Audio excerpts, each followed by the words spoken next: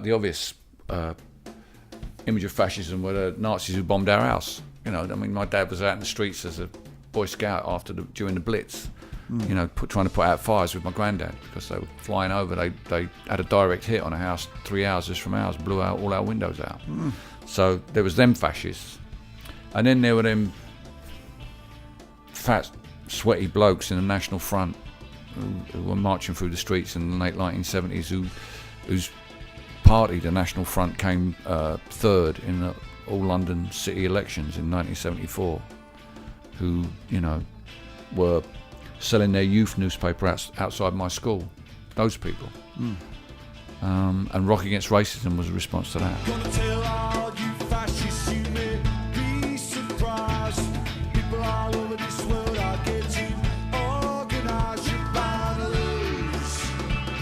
You fascists. I was a fan of a band called The Clash, and The Clash were one of the supporters of Rock Against Racism, and they organised a huge carnival in 1978, a big march through the streets of London to a place called Victoria Park in Hackney, where there was a big gig on.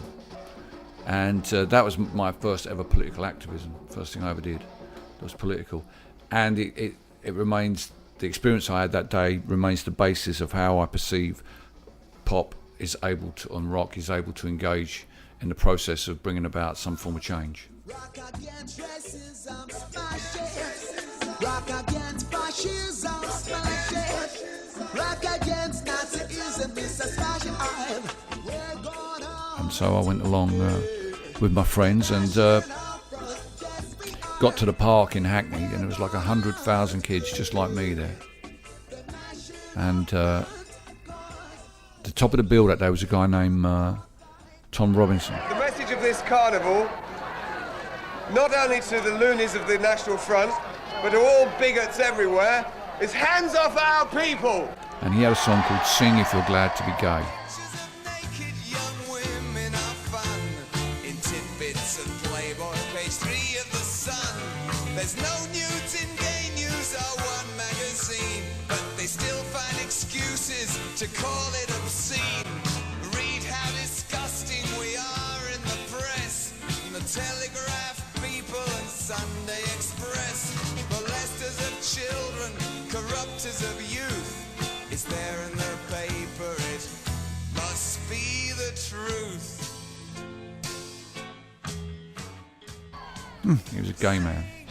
And when he sang this song, all the fellas around where me and my mates were standing started kissing each other on the lips. Now, I was 19, 20. I'd never met an out gay man. I mean, I grew up in a sort of industrial suburb of eastern London. I'd never met an out gay man, and all of a sudden there were all these gays kissing each other. And my initial thought was, why are these gay men at this event? This is about black people. But it didn't take long, 5 minutes, to realise that actually the fascists are against anybody who's in any way different. And that their fight, these gay men, their fight is the same as our fight against racism. It's actually discrimination that we're against, you know. Do you think coming out as gay was part of a politicisation process? So, I mean, you don't have to be gay to be beaten up by the police, but it helps. You don't have to smoke dope to be beaten up by the police, but it helps. You don't have to be black to be picked up on sus, but it helps. You don't realise it happens until you look for it. And that's kind of that was the big penny drop for me, you know. I came away from that with my view of the world changed. And it wouldn't have happened if I hadn't been there in that place. Just because you're gay, I won't turn you away. If you stick around, I'm sure that we can find some common ground. Sexuality, strong and warm and wild and free. Sexuality. You know, when I went back to work on Monday morning, I started speaking up when the men I worked with were casually racist or sexist or homophobic. And the crucial thing you have to understand, though, is that it wasn't the Clash that gave me the courage of my convictions. Woody's guitar didn't kill fascists, in its simplest terms. You have to understand that. It's an idea we put out. We're not the solution. You know, we're at best a signpost, at worst a mirror.